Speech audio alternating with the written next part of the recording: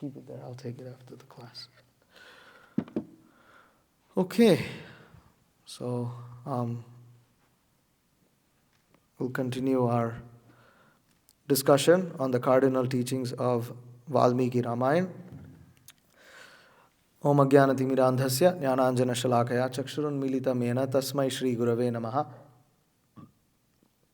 Shri Chaitanya Manobhishtam Stapitam Yena Bhutale Swayam Rupa Kada Mahyam Dadati Supadantikam Vandeham Shri Guru Shri Utavpada Kamalam Shri Gurun Vaishnavamscha Shri Rupam Sagar Jatam Sahagana Raghunathan Vitam Tam Sajivam Sadvaitam Savadhutam Parijana Sahitam Krishna Chaitanya Devam Shri Radha Krishna Padan Sahagana Lalita Shri Vishakhan Vitamscha हे कृष्ण करुणा सिंधो दीनबंधो जगतपते गोपेश गोपिका कांत राधा कांत नमोस्तुते तप्त कांचन गौरांगी राधे वृंदावनेश्वरी वृषभानुसुते देवी प्रणमामि हरिप्रिये वाञ्छाकल्पतरुभ्यश्च कृपा सिंधुभ्येव च पतितानां पावनेभ्यो वैष्णवेभ्यो नमो नमः जय श्री कृष्ण चैतन्य प्रभु नित्यानंद श्री अद्वैत गदाधर श्रीवासादि गौर भक्त वृंद हरे कृष्णा कृष्ण कृष्ण हरे हरे हरे राम राम राम हरे हरे ओम नमो भगवते वासुदेवाय ओम नमो भगवते वासुदेवाय ओम नमो भगवते वासुदेवाय नमो ब्रह्मण्य देवाय रामाय कुंठमेधसे उत्तम श्लोक दुर्याय न्यस्तदंडार्पितांघ्रये Okay. Vande Shri Krishna Chaitanya Nityananda Sohadita Gaudadev Pushpavanto Chitra Sandhota Monadao Ajanu Lambita Pujao Kanakavadato Sankirtanaika Pitarao Kamalayatakshav Vishwambarao Dvijavarao Yugadharma Palo Vande Jagat Priyakarao Karunavatarao Shri Chaitanya Prabhum Vande Balo Piyatat Anugrahatare Nana Matagraha Vyaptam Siddhanta Sagaram. Okay, so we are discussing the third teaching of the Ramayana as presented by Sri Govinda Raja. So the third teaching of the Ramayana is that the ultimate benefit or the ultimate purpose of surrender unto the Supreme Personality of Godhead, the process of Sharanagati, by which one of the effects of a process of surrender is to attain liberation. Govinda Raja declares that more than liberation, the actual effect of surrendering to the Supreme Lord is to attain unalloyed, uninterrupted, and unmotivated devotional service unto Him. So we were seeing many examples in that regard, and we are currently in the seventh sub-point under this teaching of the Ramayana. So we read the seventh point actually yesterday about how Lord Rama chastises Lord Parashuram and removes his unsubmissive attitude which had come about due to his accumulated pious credits. And Lord Rama took away those pious credits in order to remove that attitude. And we had seen in the example of Jayanta, the crow, that the Supreme Lord Ramachandra did a similar thing, but in that case, he gave a little punishment so that Jayanta, by taking out his left eye, in that way, by giving a little suffering, the Supreme Lord removed the puffed up attitude and corrected Jayanta's attitude and made his surrender fruitful. Okay, so point number 8. When Rama had reached the shore of the ocean with Sugriva's army of monkeys, he wondered how to have them transported to Lanka to battle Ravana and his forces. Vibhishana requested him to take shelter of the presiding deity of the ocean. Rama did so through austerities for 3 days and nights. It's too loud, in my opinion. For 3 days and nights, when the deity of the ocean did not appear in person, Rama decided to take action against that deity. When he took up his bow and arrow against the presiding deity of the ocean, ready to destroy him, that deity appeared in person and surrendered unto Lord Rama in repentance. Then Lord Rama considered that the sinful reactions of those who have surrendered unto him should go to those hateful of him, and discharged his powerful arrow of destruction at some asuras disturbing the ocean as requested by that deity. Commentary. Tasya putra dayam upayanti divisha papakrityam suhrida sadhukrityam. A liberated soul's sons attain his property. His ill-wishers attain his sinful reactions, while his well-wishers attain his pious credits. Quoted in Sri Ramanuja's Vedanta Sara commentary to Vedanta Sutra 4.1.17. In Govinda Bhashya, this statement is identified as coming from the Shatyayi branch of the Shruti. This topic is discussed in Govinda Bhashya with reference to the same Vedanta Sutra. The explanation is practically the same as we see above. So, it's a very significant point here that Lord Ramachandra is performing austerities to make the god of the ocean, Varuna, help him in his endeavor to transport the entire armies of monkeys. And when the ocean god was unsubmissive and did not appear in front of Lord Rama decided to chastise the ocean. And Lord Rama, the way he did it was he started discharging arrows into the ocean. And what were those arrows doing? They were agitating the ocean. And also what did they do? They killed several asuras inside that were residing inside the ocean.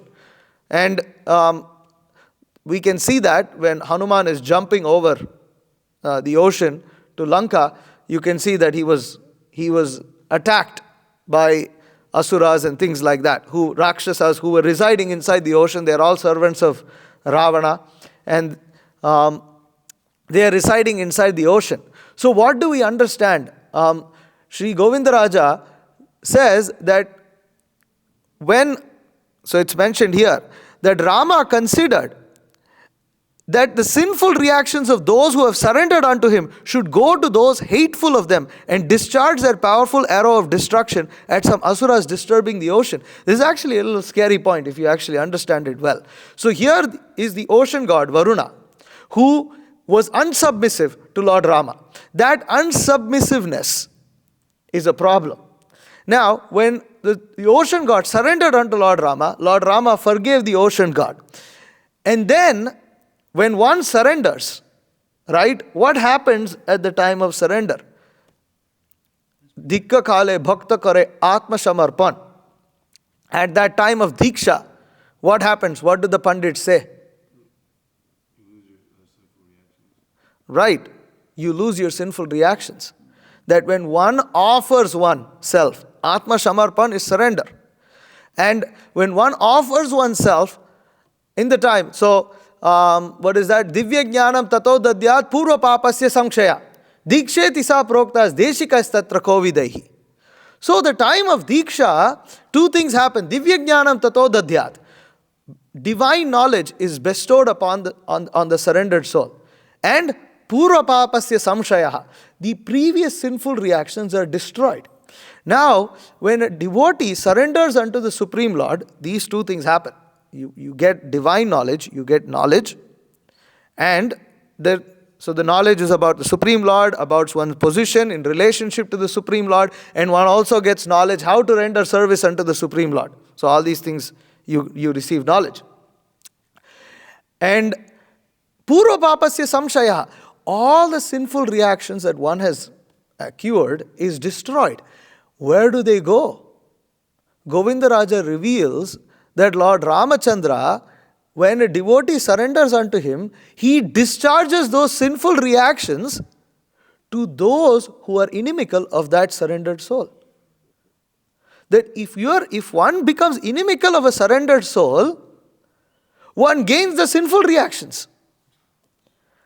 now we understand how fall down happens, how things happen. Because when you gain sinful reactions, you develop attitudes of what? Kama, Krodha, Loha, Modha, Mada, Matsarya, all this comes about. And you can see that in the science of Krishna consciousness. You can see that those who commit offenses unto devotees develop these reactions. They develop these qualities. They develop these characteristics. So this is the nature of Vaishnava aparat. And Vidwan Gauranga Prabhu so amazingly quotes from Ramanujacharya's Vedanta Sara commentary on the Vedanta Sutra, the Sri Bhashyam. So in that Sri Bhashyam, no, this is actually different to the Sri Bhashyam. There is something called as Vedanta Sara, which is Ramanuja's additional commentary on the Vedanta Sutra. And there he quotes this, that a liberated soul's sons attain his property. That's understood. You inherit. By the way, in Vedic culture, the daughters don't inherit the property. So, shocker. But that's how it is in Vedic culture, because the daughter is married off. So she's married off to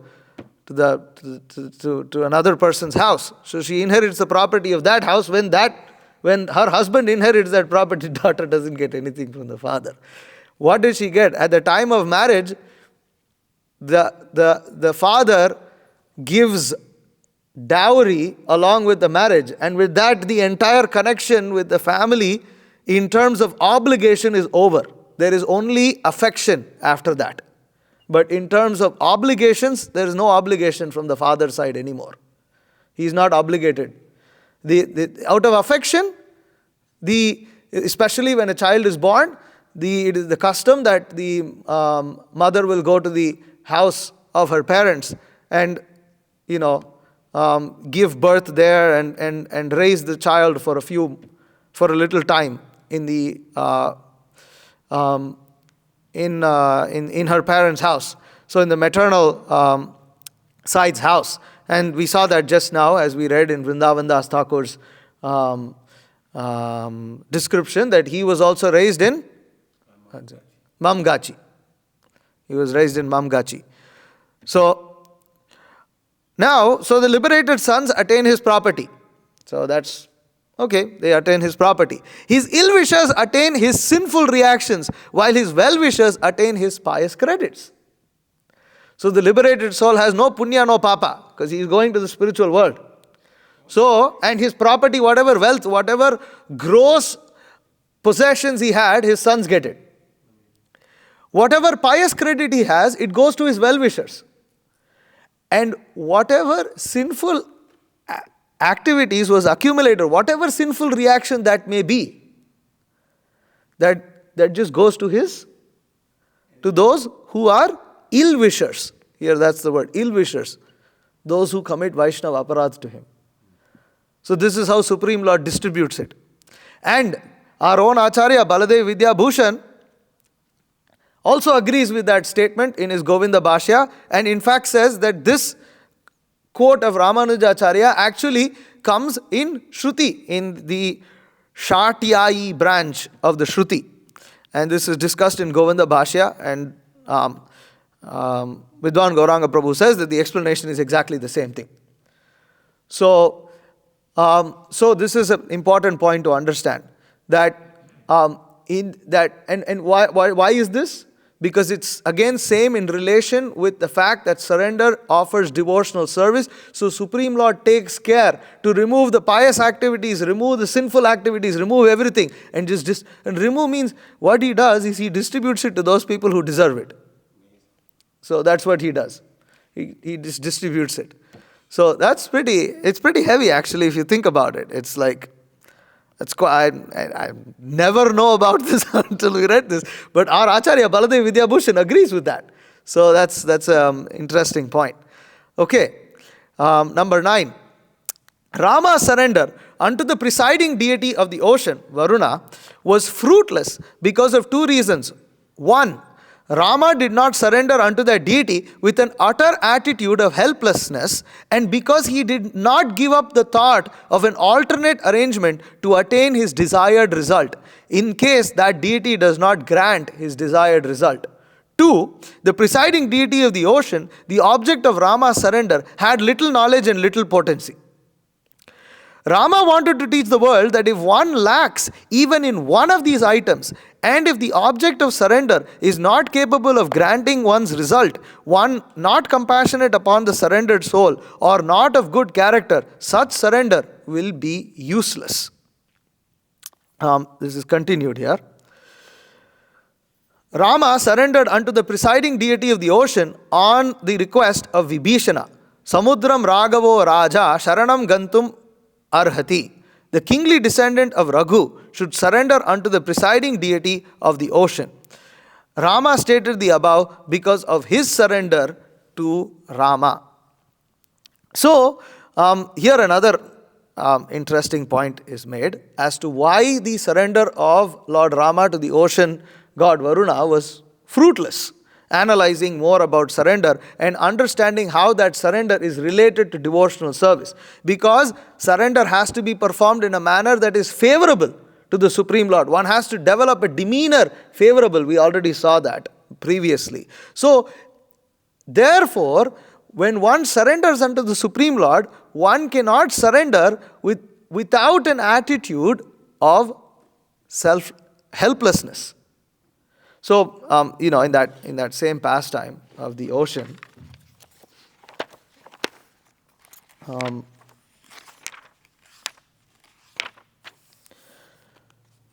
so here, it said here, thereafter, Rama solicited Varuna, the presiding deity of the ocean, with folded hands. So he folded hands, he had folded hands, which we already saw is a sign of surrender. Rama was prepared to reach Lanka by any means. Okay, that's very good. Surrendered soul has to be ready to he has to be very desirous to perform that surrender. And he should be willing to perform that surrender by all means. Okay? And he should be ready to achieve the result also, which could be liberation, whatever. In this case, it can also mean that one is seeking protection. If one is seeking protection, one is ready to accept that protection. And he was prepared to kill the ocean god if he refused to cooperate. So that's where the problem is. And he thought, okay, I'll surrender unto you, but if you don't give me, then I'll kill you. So, Govinda Raja explains that he did not give up a thought of alternate arrangement to attain his desired result, and he did not surrender with an utter attitude of helplessness. That Lord Ramachandra still felt, of course he is the Supreme Lord, it is his rightful position to feel so, that he didn't feel that he was completely dependent on the ocean god. He didn't feel completely helpless. And because he didn't feel completely helpless, he had an alternative arrangement. Right? Because if you feel completely helpless, what arrangement are you going to make? You're not going to make any other arrangement. There is no scheming. There is no plotting. There is nothing.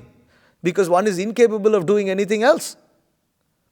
But because Lord Ramachandra did not feel helpless in that way, he had an alternative arrangement.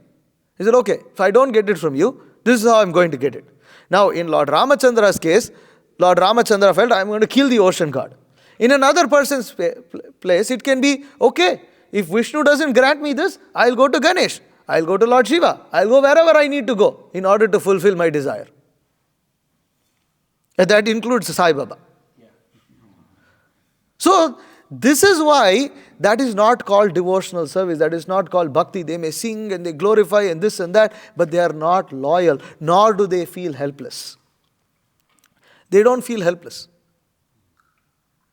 Some people, they may pray as a formality, they may go like, as a karmi, that was the attitude.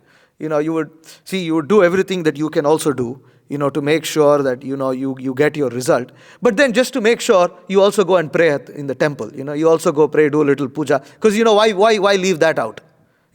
Cover that also. so that everything is covered. So that you're sure that, choose an auspicious time. Make sure your astrologer gives you blessings. Also go to the temple and do some puja and this and that. And make sure you can bribe a few officials and this and that. Or whatever you need to do. Do everything. And just in case, because your grandfather is saying Ganesha is better, and then your grandmother is saying, the Shiva is good, and then you read, and then the Hare Krishna devotees are telling you to chant Hare Krishna, do everything. Wow. Just make sure you cover everything and get everything done. And then that way you can feel, see. So this is not surrender. This will not yield the result of surrender. Supreme Lord does not feel obliged to protect such an individual. So this is the point that Govindaraja is making here. And the presiding deity of the ocean, the object of Lord Rama's surrender, had little knowledge and little potency. So it's actually, typical of the Sri Vaishnava mood. It's like they really, they don't like comparing Supreme Lord with the demigods. So little knowledge and little potency.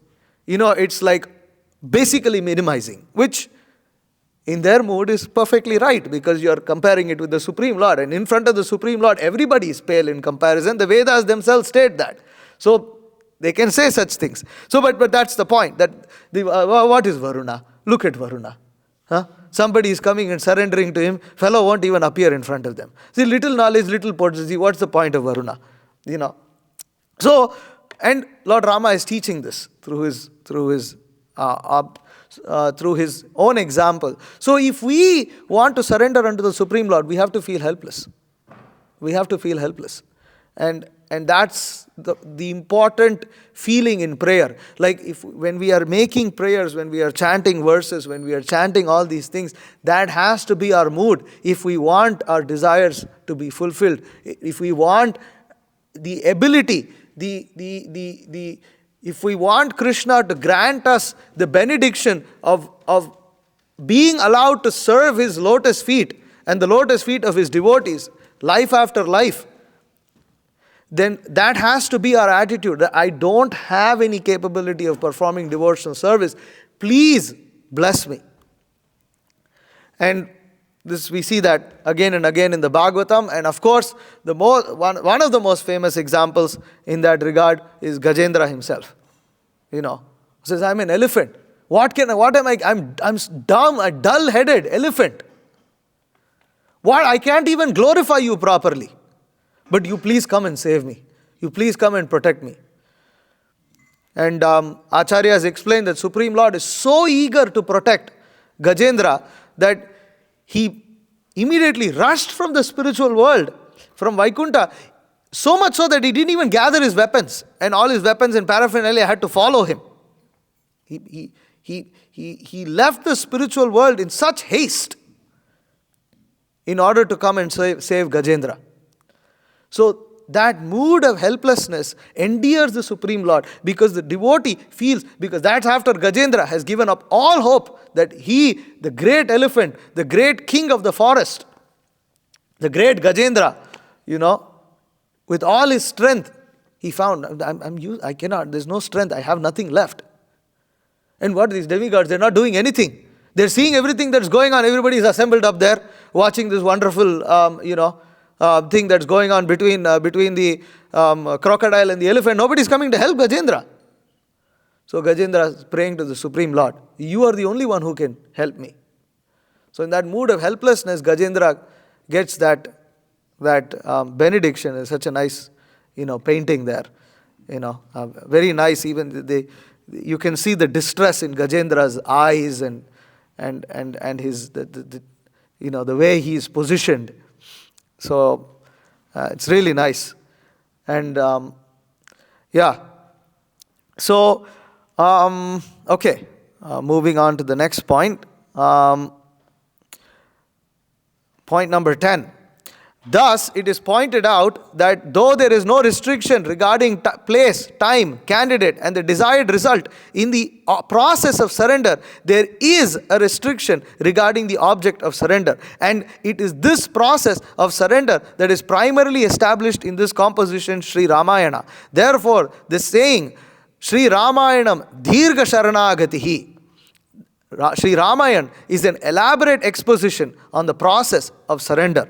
Everything else brought out in the scripture is simply to bring out this teaching of surrender. For instance, surrender unto one who is capable, compassionate, and accessible certainly awards one his desired result. So, Govinda Raja explains that the main point of surrender, this is what is described in the Ramayana. That the Ramayana is a text of surrender. That's a very nice saying. Sri Ramayanam Dhirga Sharanagatihi. It's an elaborate 24,000 verses just to bring one to the point of surrender. And explaining, and then like he's saying, for instance, surrender unto one who is capable, compassionate, accessible, certainly awards one's desired result. So Govinda Raja makes an important point here, that there is no restriction regarding the place, the time, the candidate, and the desired result in the process of surrender. This is what the acharyas teach, and this is the process of surrender. That you can be in any place, in any position. It can be at any time. It can be in the morning, in the day. It could be when one is young, one is old, one is married, whatever. Candidate. It can be any person. It can be a low-born person. It could be Lord Brahma himself. It could be a king, it could be a brahmana, and the desired result in the process of surrender also, that one may surrender unto the Supreme Lord with other motives. And even that is encouraged, because ultimately, why is that encouraged? Why is that encouraged that one is allowed to surrender to the Supreme Lord with personal motivation? Yes. Yeah, that's what Supreme Lord will do. But why is it encouraged that even if one has material desires, you surrender unto the Supreme Lord? And we see this in the Bhagavatam. This is what the Bhagavatam says. Akama sarva kamava moksha kama udaridihi tivrena bhakti yogena yejeta purushav param. Why is Sharanagati encouraged even if one is attached to material desires or one is desirous of liberation? Because he comes to that point that I will worship Supreme Lord Vishnu and nobody else. That in this way, the living entity finally has a chance of re-establishing his eternal relationship with the Supreme Lord. Because the living entity is only connected to that Supreme Lord. Not to the demigods, not to one's relatives, not to one's all these material relationships and things like that, but to the Supreme Lord himself. And the point of surrender is that a living entity comes to that point. Therefore, although, the Ramayana speaks of how, even though people may have had different motivations, ultimately they come to the point of bhakti, and that eventually text delineating devotional service, all the scriptures, they ultimately bring us to the point of unalloyed devotional service. Not that one is approaching Supreme Lord for a particular thing. Still, at least, if one comes to the Supreme Lord with whatever motivation that one may be, but if one comes to the Supreme Lord and surrenders unto Him, I am helpless, I have no means of fulfilling this desire, and I know you are the only one who is capable of protecting me and fulfilling my desire. And I surrender unto you exclusively. Avyabhicharini bhakti. Supreme Lord appreciates that and immediately takes charge. Okay, no problem. You have finally come to me, I'll take care of you. So this is the amazing process of surrender, and Ramayana speaks about this. Therefore, Sri Ramayana, Sri Ramayanam Dhirga Sharanagatihi. Okay, 11. In order to establish that Lord Rama is the supreme truth and hence supremely capable, omniscient, and so on, the sage Valmiki describes his breaking the bow of Lord Shiva at Mithila, his defeat of Parashurama while returning from Mithila to Ayodhya, his piercing the shal trees To convince Sugriva that he is capable of killing Vali, he is having a bridge constructed over the ocean to cross over Lanka, and so on. So, these descriptions are given just like Krishna's descriptions are found, like Krishna lifted the Govardhan hill, Krishna married 16,108 wives, Krishna killing the demon Putana when he is just an infant. Why are these descriptions given? Just to show that Supreme Personality of Godhead is supremely capable. He is supremely powerful. And therefore, he is fully capable of offering protection and fulfilling one's desire. And therefore, these examples of Lord Ramachandra, so that people do not surrender unto persons who claim themselves to be the Supreme Personality of Godhead, bogus incarnations, and who ultimately produce ash and declare themselves as God, and people follow, yes, he's producing ash, he must be God.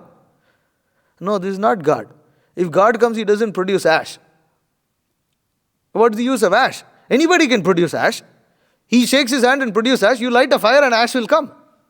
What's so great about it? And what's the use of that ash? Does it have any practical damn use in life? Okay, fine. No. He also produced a gold chain. Okay, he produced one gold chain. Why is such a miser? He can produce mines and mines. God created so many gold mines. Why produce one gold chain? Make everybody in the room rich. At least make everybody in the room rich. Give everybody, what can you give? At least the value of gold that's found in the US Treasury. Something magnificent. One simple gold chain you will give. Or one watch. And where's that watch? It's from Rolex. So God had to go and get the watch from the Rolex factory and then produce it. What stupid God, you can't produce your own? Your Rolex factory is better than you. Because Rolex factory is producing thousands of Rolex watches, while you rascal produced only one. And probably there are rich people who give gifts of Rolex watches, who might have given more Rolex watches than that damn rascal. He gave only one. So he's such a big miser. In fact, anyways, when that rascal died, this particular rascal, it was found that he had tons of gold in his bedroom.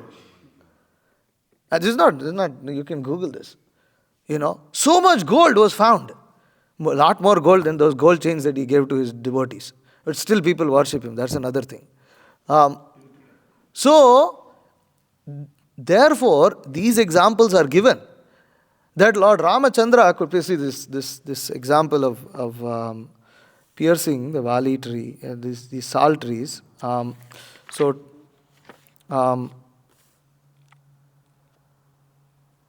Yeah, 234.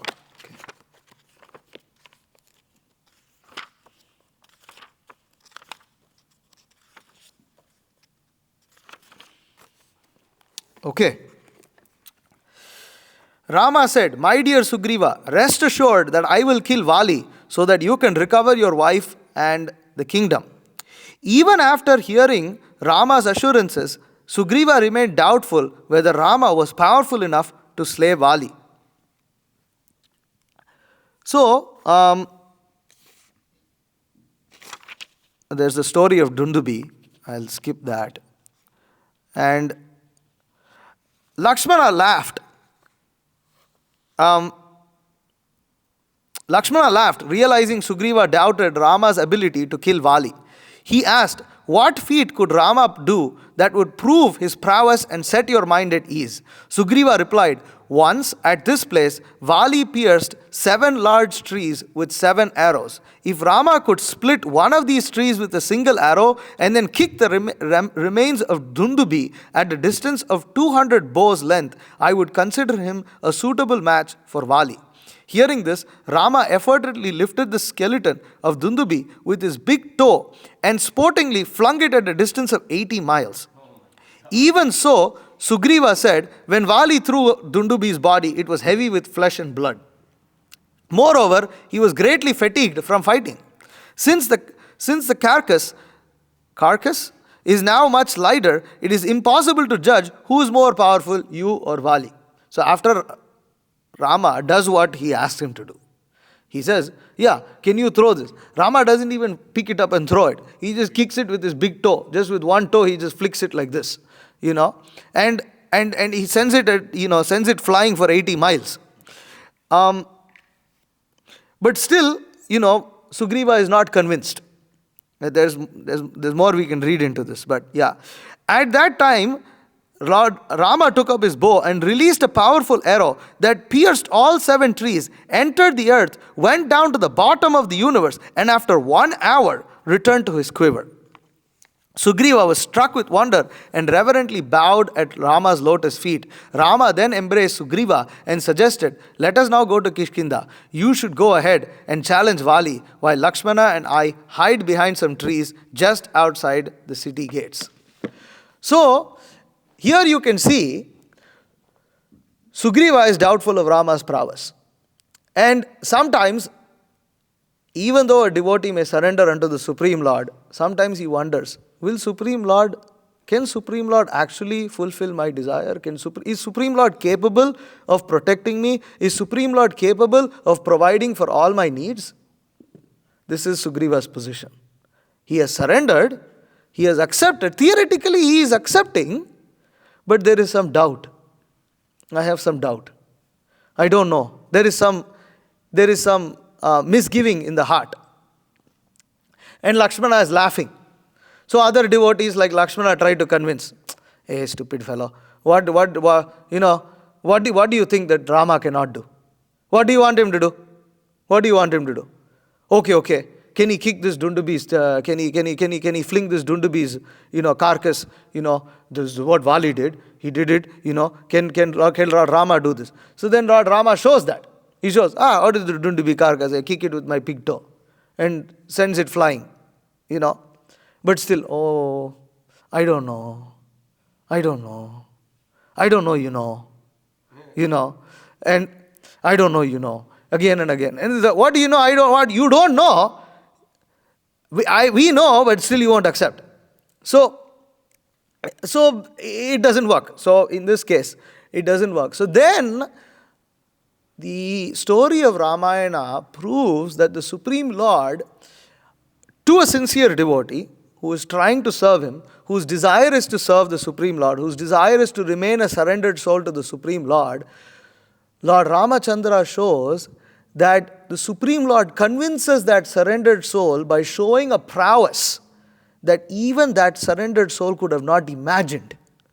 That by displaying that prowess, the Supreme Lord convinces that surrendered soul beyond any doubt that he exists, Krishna is real, he protects his devotees, he provides for their needs, because he did something to that devotee that the devotee could recognize. So Supreme Lord is so merciful and kind that he appears in this way in front of a devotee and convinces him.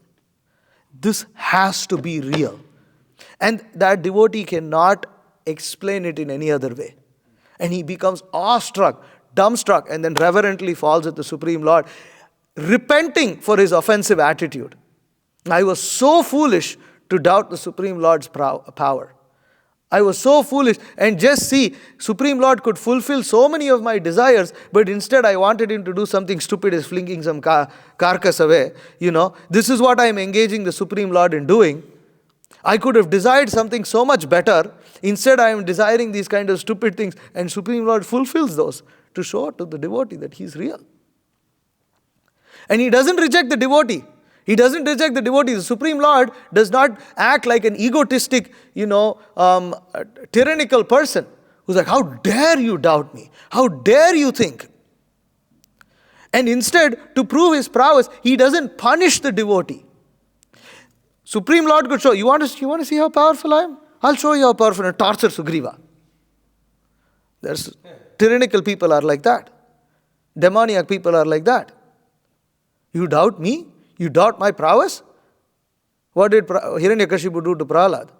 You think I'm not supreme? You think I don't have any power? I'll show you my power. And what's that power? Try to instill fear in Prahlad. The demoniac persons. Supreme Lord does not try to instill fear in the devotee unnecessarily. Supreme Lord instills fear in the devotee of Maya, not fear of the Supreme Lord. Supreme Lord attracts the devotee through love. Because ultimately the devotee has to love the Supreme Lord. Supreme Lord, therefore, this Christian concept of fearing God. You fear God, fear.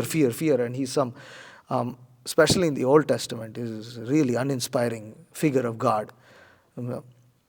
And so that's not the Supreme Lord that we worship. That is not the Supreme Lord we worship. Therefore, the concept of Jesus seems better, and they made Jesus into God because he seems a little more compassionate than whoever this God is in the Old Testament, who just cares about his clan and wants to torture everybody else, So, and if anybody doubts him, he punishes him by sending a thunderbolt from heaven, That's the kind of God that's described. How dare you doubt me? Here's the thunderbolt on your damn head. Or that there's a story anyways, this city of Sodom and Gomorrah. There's a story. Anyways, these residents were they were not happy with God, and they were not following his rules and whatever he sets. And so God decided that he's going to send brimstone and fire upon the city of Sodom and Gomorrah, because they were performing all kinds of illicit activities, which is okay. They are performing illicit activities, they deserve to be punished. But what happens is, there is like one particular person who is very favorable to God, and the angels come and warn him and tell him to flee. So he flees with his wife, and he flees. And while he's fleeing, his wife turns around to look at that city that's burning. And because she did the great sin of turning around and looking, at the city that she lived in, she was turned into a statue of salt. And anyways, this is the story that comes. And so it's like it inspires fear of God, And so anyways, Supreme Lord did not do that to Lord Rama. Supreme Lord didn't do that to Sugriva. In fact, here is Sugriva openly expressing in front of Lakshmana and Rama his doubt that Rama could actually protect him. Still, Supreme Lord, because he sees that Sugriva is a surrendered soul, and that Sugriva is still with him, he's like, can you show? I want to believe in your ability to protect and provide me. But this is my doubt. This is my inhibition. So just as a disciple may come to the spiritual master and say, how? I don't understand this. I'm having a little problem here, and it is affecting my faith. And then spiritual master instructs. And so in this way, the Supreme Lord, he shows compassion upon the surrendered souls. Of course, if the surrendered soul is a rascal and keeps doubting and is doubting Thomas, then that's a different thing. But generally, the Supreme Lord tries to prove beyond a doubt, and it becomes very obvious at a certain point that Krishna is Supreme Personality. But then if they're still doubting, I don't know, then okay, then what can be done? Krishna is not going to force. That's the difference. Krishna will not force the devotee to love him. He will show it in a manner that's very, very clear and recognizable. But still, if the devotee or conditioned soul refuses to accept, then nothing can be done. So that's also there. But in this case, Sugriva accepted. And that is the characteristic of a sincere soul. And everybody will have that experience in their life, in their devotional life. Everybody will have that experience where they will feel, wow, Krishna did this. Krishna did this to me. And that inspires and instills faith in that devotee. Every one of us has that experience. In different circumstances, in different places, in different times. So Supreme Lord Ramachandra is supremely capable, he is omniscient, he knows what we want. He knows how to clear the doubts in our heart. And Therefore, he is the person that is to be surrendered unto. Let's see, 12, 13. Oh, there's a big sub-commentary here, so I'll stop here. If there are any questions or comments, please feel free to ask. And any corrections also.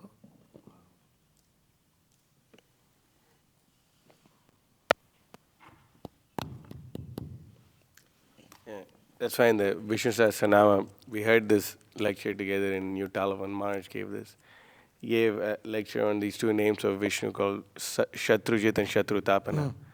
And the Supreme Personality of Godhead, depending upon the devotees, speaking about how the sinful reactions go to the enemies, pious creditors go to, the well-wishers. Yeah. And the property goes to the son. Maharaj quotes the same thing in that lecture, actually. And, he was saying that, for example, for Shatrujit, he had his Brahmana, when the Supreme Lord went to Dwarka, he only had enough time to go to meet one person. But then, or a little outside Dwarka, something. So, he could only meet one person. So, and he was with all his other devotees, like, Shukadeva Goswami, Vyasa, and all these other devotees. And, he couldn't he only had time to go to one place. So then he expands himself and goes to both. So the Brahmana's name I'm forgetting, but the king's name is Bahulashva. Shrudadev is the king, right? Shrudadev is the king, and the Brahmana was Bahulashva. So he explains that, when he went to Bahulashva's place, he understood he's a Brahmana. So what a Brahmana needs to do is conquer the enemies of the heart. So he helps him conquer all the enemies of the heart. And then his devotee, Shrudadev, who was the king, he empowered him to go and kill his enemies. I see. Shatrujit and Shatrutapana.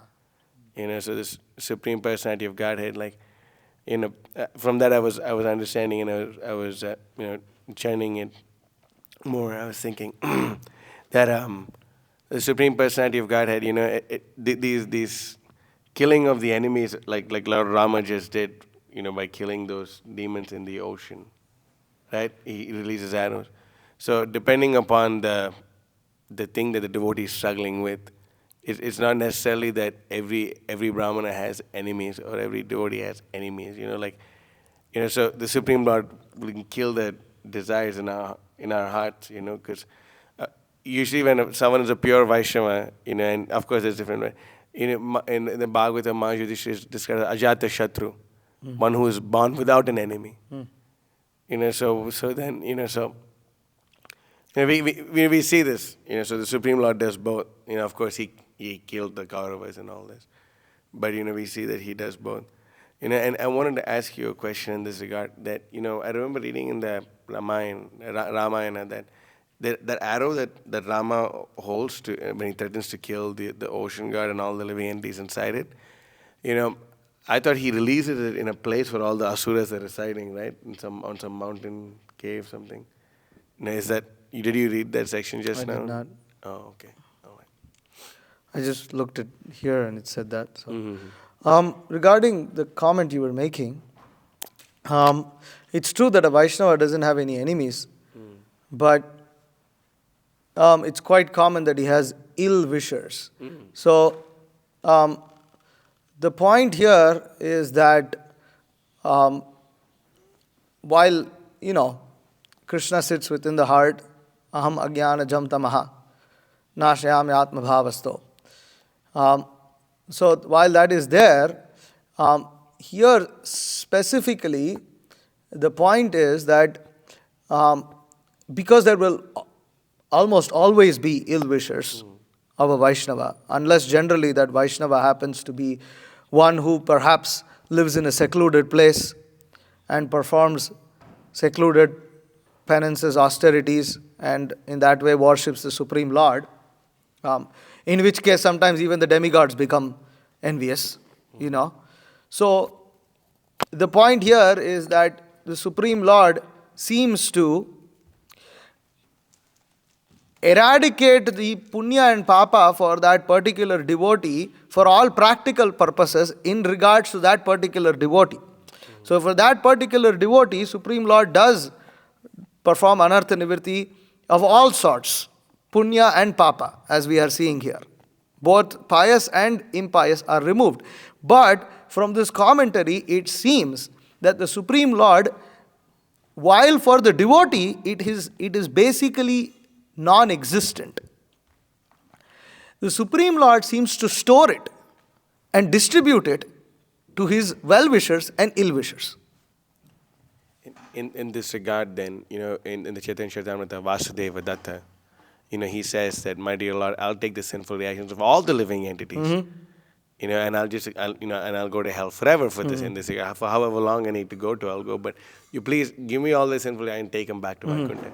But over there we see Lord Chaitanya, it says, there's no need for that. I can just wipe off their sins because of your compassion itself. That's enough.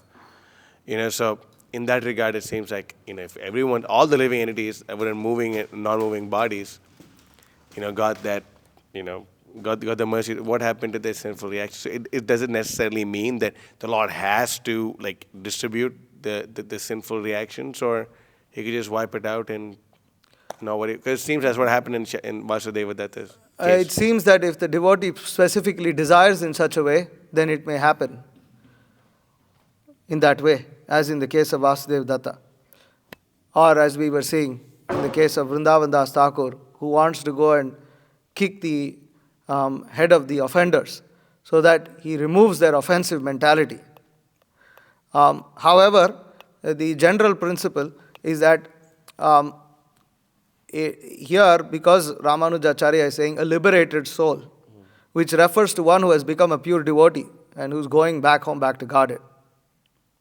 Right? In the Vaishnava context, a liberated soul is not one who attains a Sayujya Mukti, but it means one who attains the Paramapadam, the Vaikuntha planets of the Supreme Lord, even if that may be within the other four types of liberation or above that. It can be seen that there are many devotees who are not performing the service of, at least externally, not performing the service of being an acharya or being a preacher of Krishna consciousness. They may be a simple housewife. They could be a simple devotee who is worshipping the deity of the Supreme Lord sincerely, etc., etc., etc. Still, some person may be envious of them. And they may not actually care about such a person. They may not take anything offensive because they are Vaishnavas, they are humble. The warning here is not just for great acharyas. The warning here is literally for all surrendered souls. That it means the warning pertains to not just acharyas but to also surrendered souls. Meaning that anybody who is a surrendered soul, if they wish that the Supreme Lord, now again, you have to be on that level to be even able to wish such things. Right? I mean, generally, those who are humble, they don't think that they are capable of liberating anybody else. They feel that the Supreme Lord doesn't even hear their prayer, or to hear of other prayers. But yet, the point is, Vaishnava never wishes ill on any person. And that if a devotee knows about it, he would never want his sinful reactions to be distributed to his ill-wishers or his pious credits to be distributed to his well-wishers. But the point is that it's not necessarily true that devotees are constantly thinking about these things. And so the warning is for others, including those who are practicing devotees, that it is still prudent to be careful, because here Supreme Lord because here two acharyas are quoting this, Ramanujacharya and our Baladev Vidyabhushan, and they are quoting from Shruti, which means Supreme Lord is doing this. That's the point. He's doing this. Now, it doesn't violate the principle of or the example of Govinda Datta, because he is requesting Supreme Lord, you don't do this. Give me all the sinful desires. No. If that's your desire, I can vanish everything. I can make everything null. And because you have desired, so I will do it. But if somebody is a simple devotee worshipping the deity, and he's a simple devotee, he's practicing Krishna consciously, he means no ill to anybody. But personally, he feels himself completely unqualified to preach. Such a devotee is preaching by his example, for sure. But if one offends such a simple-hearted Vaishnava, one is quite likely to get reactions. So this is the point. Always a good idea to be kind to all devotees. Yeah, and that's the whole point, that even within the temple that we live in, or the association that we live in, there are many surrendered devotees. One should not take this association for granted. Thank you. Hare Krishna. So, being the disappearance day of Vrindavan Thakur, I was reminded of whenever we visited his birthplace in Mayapur. I don't think you were with us. No, I wasn't. I And didn't come. but there's actually like a big murti of Lord Ramachandra, like kind of off to the side. Oh, really? And that's because Mamgachi is actually non-different from Ayodhya. Uh-huh. And then like in the Navadvip Dham Mahatmya, the whole story is told where like while in exile, like Sita Ram Lakshman like camped out under a tree in Mamgachi. Right, we read And that. it's there where Lord Rama told Sita Devi that he would appear as Lord Chaitanya in Kali Yuga, and that after she got banished by Lord Rama after being saved and everything, Lord Rama promised that he would worship a golden deity of her, and then in return, during the pastimes of Lord Chaitanya, she would worship a golden form of Chaitanya Mahaprabhu, which is the Dameshwar Mahaprabhu. Dameshwar Mahadev. And Yeah. because she became Vishnu Priya. So I just reminded Yeah, of that. great. And Ecstasy. also, there was an interesting thing I was looking for. You might remember because you read the Chaitanya Bhagavat not too long ago. And it's there that Vrindavan Das Thakur, I mean, many times in that book, you know, he has this vision of Chaitanya Mahaprabhu as being like Narayana, Gaura Narayana, and oftentimes he describes him as being, you know, not different from Lord Ramachandra, Vamana, you know, etc. But it was there that in this pastime of like inaugurating the Sankirtan, of going to like the Chand Kazi and the Nagar Sankirtan party, in that description it was actually said that Lord Chaitanya was performing Sankirtan in the mood of Ramachandra, and all of the other devotees had torches, and it was like the army going to Lanka to like destroy really? like that. Wow. I was looking for it. You remember it said that? Yeah. Anyways, I thought that was also interesting. Yeah, that's point. great. Ecstatic. Prabhu, you made this really, really nice point regarding this this topic on Christianity, and how like the Old Testament isn't really like a good, like attractive, inspiring example of God, you know. And it's not surprising that Christians are so much more attractive to Lord Jesus Christ. Yeah. And it's because of like Lord Jesus Christ exhibiting this divine quality of like Compassion, compassion. yeah. It's like this quality of compassion is really attractive.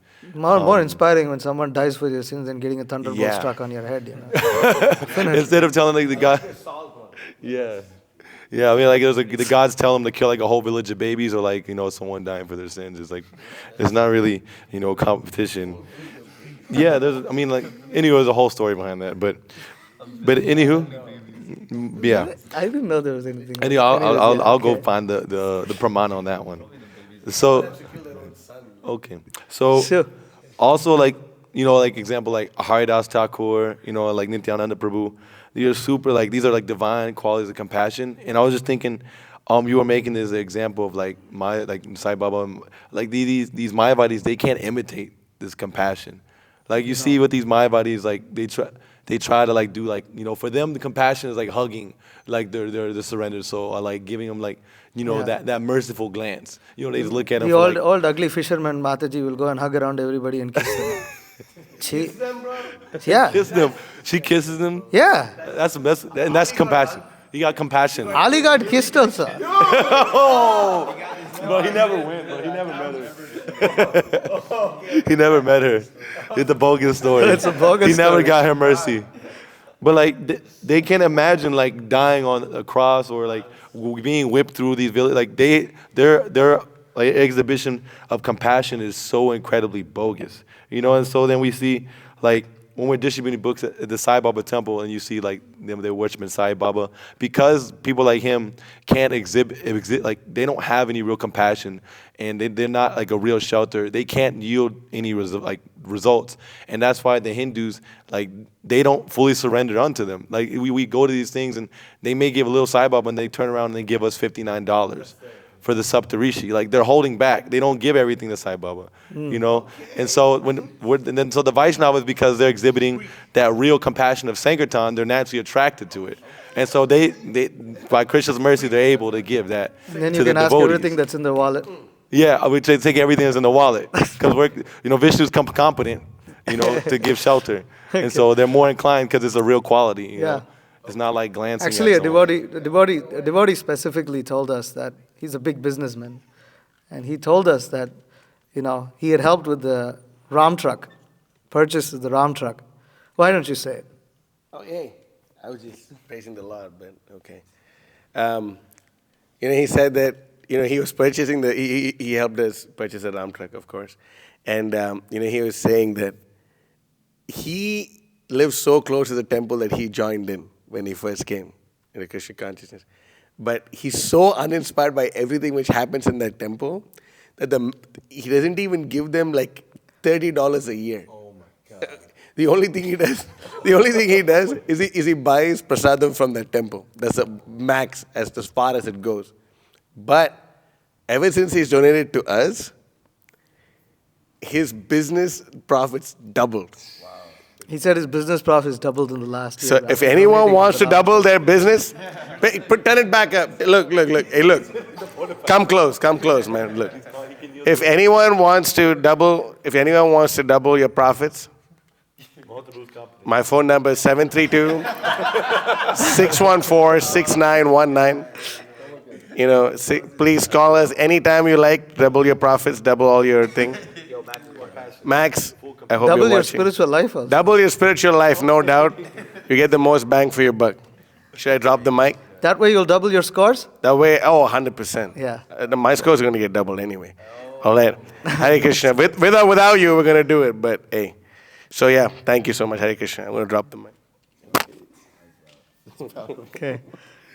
Mataji's, anything? Yes. Whoa.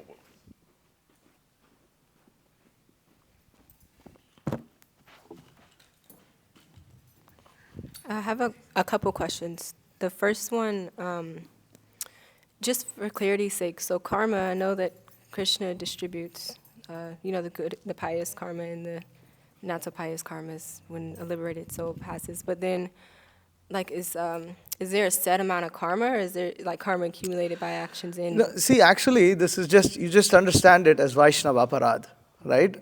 That this is what Vaishnava Aparad does. That when one favors a devotee, then one is bestowed with the results of pious activities. One is bestowed with wealth, one is bestowed with happiness, one is bestowed with good health. And one gets blessings in this way by favoring a Vaishnava, by performing, service to a Vaishnava. Of course, one gets the mercy of Krishna also. Now, at the same time, the Vaishnava Aparad is also there, that when one offends a Vaishnava, then one gets reactions. Acharyas are just explaining how the Supreme Lord works those reactions out. But it can be simply and easily understood that when one commits offenses to a Vaishnava, one's devotional service is affected and material desires crop up in the heart. The material desires crop up sinful reactions. That's the reason. Where did those sinful reactions come from? Oh, it came because you offended that Vaishnava. But where exactly? Well, it came, whatever sinful reactions, that he might have inadvertently done. Or whatever happened in the past. And past means what? It doesn't just mean this lifetime. It means so many lifetimes. God knows how much is there. How can one know? And one wants to get all of that? You're going to get debt. You just don't know how much debt you're going to get. But one thing is, it's not one lifetime of debt, it's lifetimes of debt. You can't imagine. We were trying to encourage one devotee yesterday to take on little debt. He felt a little shocked. Not little shocked, he felt too much shocked. So, what to speak if you want to take debt that you don't even know about? You know? That's so funny. Okay. And then the other one is, like within religious communities, sometimes it's that, God helps those who helps themselves. One second, that debt taking was a joke, huh? Just for the record. We're not trying to make devotees get into debt so that they, but that was a joke. Yeah, anyways, yeah. Just to say it for the record, in case someone, they're asking devotees get into debt. So selfish people. That's how they're building their temple. Okay, yes, go on. So yeah, it's, a common saying that God helps those who help themselves. So with this mood of helplessness within surrender, like how can we understand something like that? Okay, that's a good question. The point is that our help ourselves basically means to help ourselves to surrender to the Supreme Lord in a mood of helplessness. We need help to do that. We need help to surrender unto the Supreme Lord helplessly. We need to be sincere in our devotional service. We need to be in the right association. We need to take efforts to do that. We need to take efforts to do the bare minimum that our spiritual masters are requesting of us. Our Acharya Srila Prabhupada has requested of us to chant 16 rounds, follow the 4 regulative principles, attend the morning program, read, associate with devotees, not become envious of them, etc., etc., etc. We need help to do these things. So, and that requires some personal effort also. Right? They cannot happen without personal effort. I can't expect to sleep in my bed and expect that 16 rounds will be chanted. It's not going to happen. There has to be some personal effort. Okay, you're not having some taste. Okay, but that, devotees help with. You hear classes, you take good prasadam, you associate with devotees, you attend some festivals or something like that, and gain some inspiration. So there is but there has to be some effort. So, but ultimately all this effort is to come to the point of utter helplessness and surrender unto the Supreme Lord. I am performing all these things simply to attract your mercy, because I don't think that by performing all these things, it is not that we think that our chanting of the holy name is going to force prema to come to us. Our chanting of the holy name is to come to the point, is like, what am I chanting? I have no taste for this holy name. And we are begging Krishna, please appear, please appear. You have to appear by your own mercy, by your own causeless mercy, you have to appear. And I am begging you that you please appear. That's the point. Is that okay? Any other questions? Okay, all right. Hare Krishna. Shri Valmiki Ramayana ki jai. Srila Prabhupada ki jai. Vancha kalpatarubhya.